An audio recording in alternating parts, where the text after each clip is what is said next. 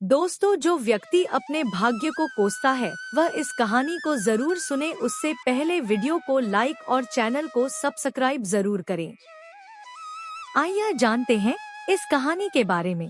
एक बार एक व्यक्ति अपनी जिंदगी से बहुत दुखी था। वह हर समय अपने आप को कोसता रहता था कि क्या जिंदगी मिली है मुझे, क्या जीवन है, हर दुख और परेशानी मेरे साथ ही है, हर दुख मुझे ही आकर घरता है, हर झंझट मेरे ही सर पड़ती है। एक दिन इसी तरह अपने आप को बैठा हुआ कोस रहा था कि क्या नसीब है मेरा, क्या किस्मत है मेरी, क्या जिंदगी है मेरी कि तभी अचानक एक काह से चील अपनी शिकार को पंजों में दबाए हुए एक पेड़ पर आकर बैठ जाता है और वहीं पर अपने उस शिकार को खाने लग जाता है। यह परेशान व्यक्ति जब उस चील को देखता है तो कहने लगता है कि क्या जिंदगी है इसकी, क्या जीवन जी रहा है मजे का, ना इसे खाने की चिंता, ना पीने की, ना पहनने की और ना ही परिवार की। शिकार करता है और मस्त खुली हवाओं में कभी इधर घूमता है कभी उधर घूमता है, सारे दिन आसमान में उड़ता रहता है।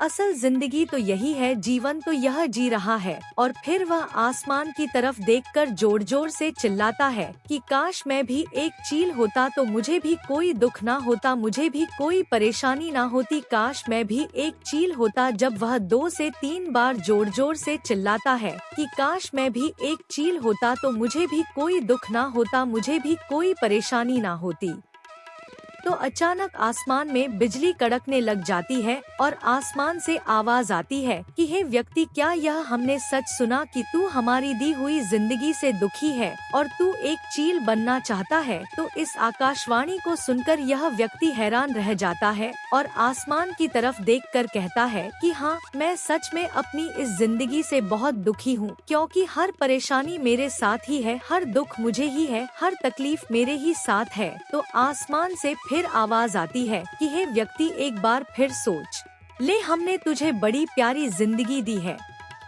लेकिन अगर फिर भी तू चाहता है कि हम तुझे चील बना दे तो हम तुझे चील बना देंगे, लेकिन अगर एक बार हमने तुझे चील बना दिया तो फिर हम तुझे चील से आदमी दोबारा नहीं बनाएंगे। तो यह व्यक्ति तुरंत जवाब देता है कि मैंने अच्छी तरह से सोच लिया है कि मुझे चील ही बनना है और एक बार चील बनने के बाद मैं दोबारा कभी नहीं कहूँगा कि मुझे आदमी बनना है। तभी ऊपर से आवाज आती है कि जैसे तुम्हारी इच्छा, और वह व्यक्ति चील बन जाता है। चील बनते ही वह व्यक्ति खुली हवाओं में उड़ने लगता है, कभी उड़ता हुआ इधर चला जाता है, कभी उड़ता हुआ उधर चला जाता है और सोचता है क्या मजे की जिंदगी है। असल जिंदगी तो यही है, ना कोई चिंता, ना कोई परेशानी, ना कोई डर। वह सारा दिन ऊंचे आसमान में उड़ता रहता, 2-3 मिनट पंख मारता है, उसके बाद पंख मारना बंद कर देता है और लंबे समय तक हवाओं में तैरता रहता है। इसी तरह हवाओं में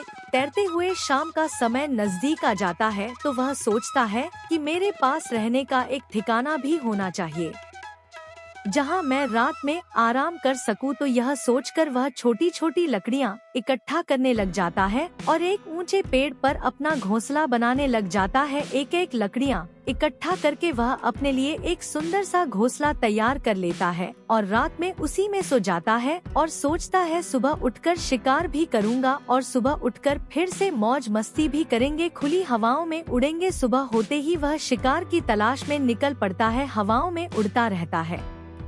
ऊपर से जाकर देखता है कि कहीं जमीन में मुझे कोई शिकार नजर आए तो मैं तुरंत जाकर उसे दबोच लूं और वहीं पर खा लूं, लेकिन उसे कोई शिकार नजर नहीं आता। काफी समय बीत जाता है, वह लगातार ऊंचाई से शिकार को ढूंढता रहता है।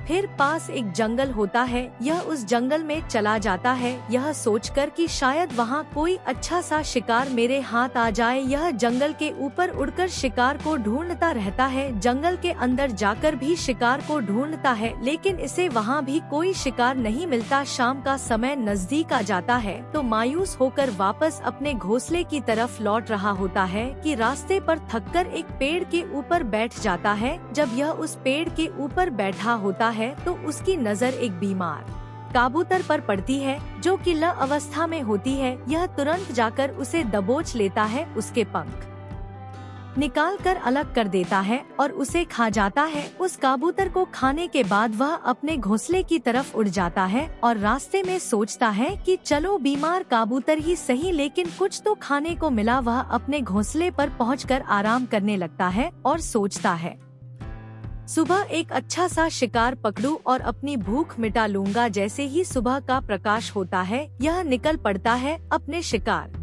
की तलाश में। हवा में उड़ता रहता है, लेकिन आज फिर कोई शिकार इसके हाथ नहीं आता। काफी समय बीत जाता है। यह ऊंचाइयों पर जाकर अपनी तेज नजरों से शिकार को ढूंढने की पूरी कोशिश करता है, लेकिन इसे कोई भी शिकार नजर नहीं आता। फिर यह पास के उस जंगल की तरफ चला जाता है, लेकिन इसे वहाँ भी कोई शिकार नहीं मिलता। इसी प्रकार पूरे दिन उड़ते उड़ते शाम का समय नजदीक आ जाता है तो यह निराश होकर वापस लौटने लगता है और रास्ते में एक पेड़ पर आकर बैठ जाता है। सोचता है शायद आज फिर कोई बीमार कबूतर मेरा इंतजार कर रही हो, लेकिन हर बार किस्मत मेहरबान थोड़ी होती है। आज इसे कोई बीमार कबूतर नहीं मिलती। यह थक हार कर वापस अपने घोंसले की तरफ चल पड़ता है और घोंसले पर पहुंचकर भूखा प्यासा ही सो जाता है और सोचता है कल सुबह एक बड़ा सा शिकार पकड़ा और आज की भूख भी मिटा लूंगा।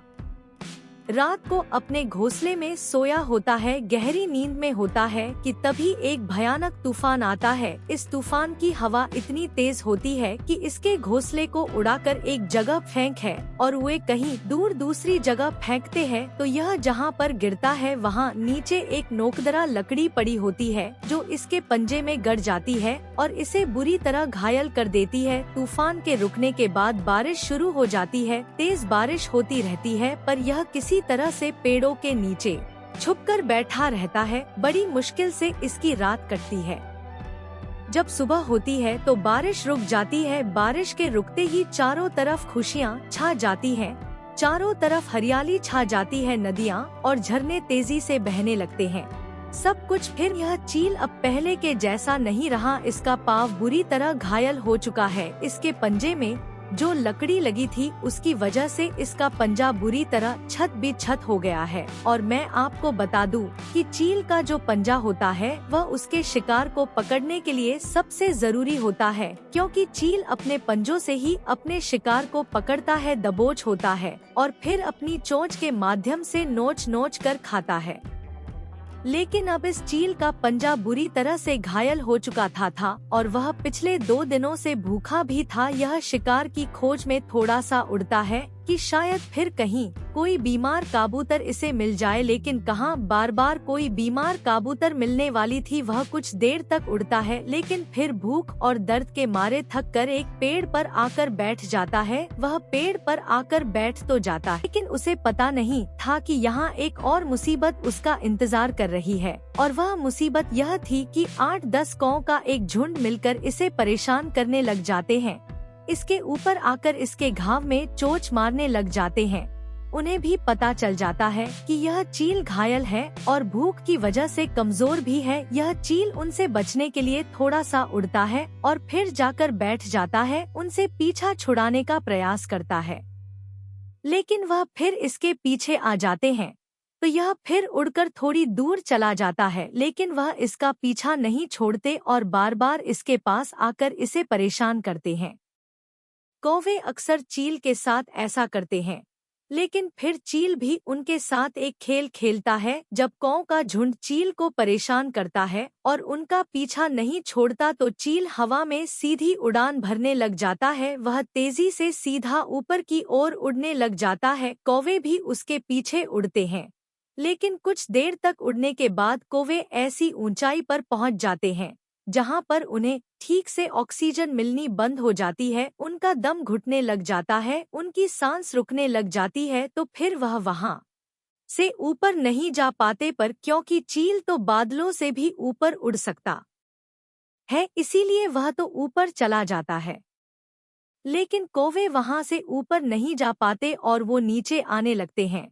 तो इस तरीके से चील उनसे अपना पीछा छुड़ा लेता है। लेकिन ऐसा करने के लिए, इतनी ऊंची उड़ान भरने के लिए इस चील के पास उतनी ताकत नहीं थी, क्योंकि यह भूखा भी था और घायल भी था। तो यह उड़ता और थोड़ी सी दूर जाकर बैठ जाता और कौवे फिर आकर इसे परेशान करने लग जाते। इसी तरह भूख और घायल हालत में एक दिन गुजर जाता है, दूसरा दिन गुजर जाता है, तीसरा दिन गुजर जाता है, लेकिन इस चील की हालत में कोई सुधार नहीं हो रहा था। वह बद से बदतर होती जा रही थी। चौथे दिन जब यह बिल्कुल खत्म होने पर आ जाता है, इसके अंदर बिल्कुल ताकत नहीं बचती और इसका शरीर इसका साथ छोड़ने लगता है। तो यह किसी तरीके से उड़कर पास ही इंसानों की एक हॉस्पिटल होती है, उसकी छत पर आकर बैठ जाता है और वहां से आने जाने वाले मरीजों को देखता है और अपने आप से कहता है कि काश आज मैं एक आदमी होता तो ऐसे छोटे मोटे जख्मों का हॉस्पिटल से इलाज करवा लेता, या किसी को बता देता कि मैं भूखा हूँ, परेशान हूँ, मेरे साथ यह परेशानी है। लेकिन आज मैं एक ऐसा बेजुबान परिंदा हूँ जो किसी से कुछ नहीं कह सकता, किसी को अपना दुख नहीं बता सकता, किसी से कोई मदद नहीं मांग सकता। यही बात सोचकर वह उसी छत पे अपना दम तोड़ देता है। वह अपनी जान की कुर्बानी तो दे जाता है, लेकिन साथ ही साथ हमें यह सीख भी दे जाता है कि आपको जैसा बनाया गया है, आप जैसे भी हो उसी में खुश रहो और उसी में बेहतर करने की कोशिश करते रहो, ना कि इस बात से परेशान रहो कि काश में ऐसा होता, काश में वैसा होता, काश मैं यह बन जाऊं। आपको जैसा भी बनाया गया है, आप उसी में अपना सर्वश्रेष्ठ करने का प्रयास करते रहो। दोस्तों, यह कहानी तो काल्पनिक है, लेकिन हमें जीवन का एक बहुत ही महत्वपूर्ण नियम सिखा कर जाती है कि हम जैसे भी हैं, अच्छे हैं, बस हमें उसी में अपना सर्वश्रेष्ठ करने का प्रयास करते रहना चाहिए।